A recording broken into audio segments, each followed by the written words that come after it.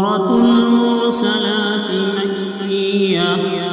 بسم الله الرحمن الرحيم.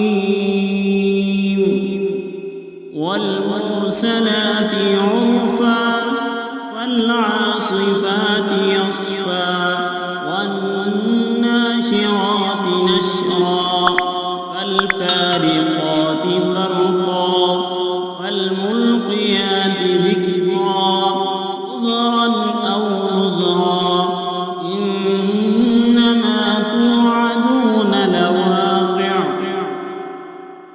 فإذا النجوم طمست وإذا السماء فرجت وإذا الجبال نصفت وإذا الرسل أقتت لأي يوم أجلت يوم الفصل وما أدراك ما يوم الفصل.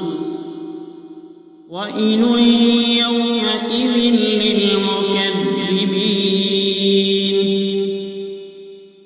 ألم نهلك الأولين ثم نتبعهم الآخرين كذلك نفعل بالمجرمين. ويل يومئذ للمكذبين. ألم نخلقكم من ماء مهين وجعلناه في قرار مكين إلى قدر معلوم وقدرنا فنعم القادرون. ويل يومئذ للمكذبين.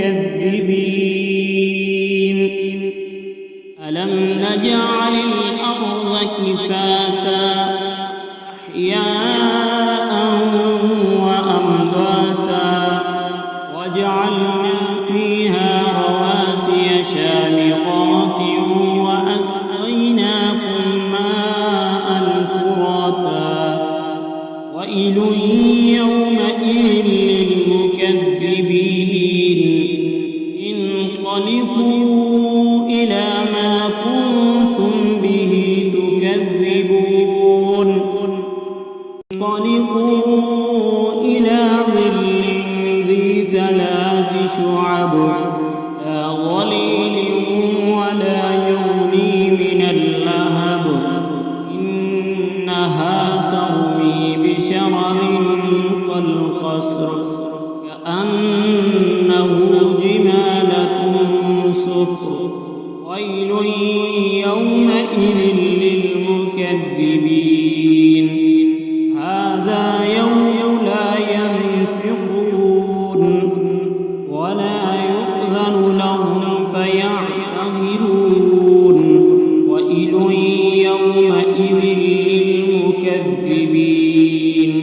هذا يوم الفصل جمعناكم والأولين إن كان لكم كيد فكيدون. ويل يومئذ للمكذبين. إن المتقين في ظلال وعيون وفواكه مما يشتهون. كلوا واشربوا هنيئا بما كنتم تعملون. إنا كذلك نجزي المحسنين.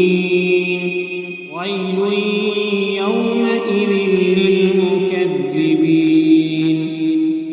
كلوا وتمتعوا قليلا إنكم مجرمون. ويل يومئذ للمكذبين. وإذا قيل لهم اركعوا لا يركعون.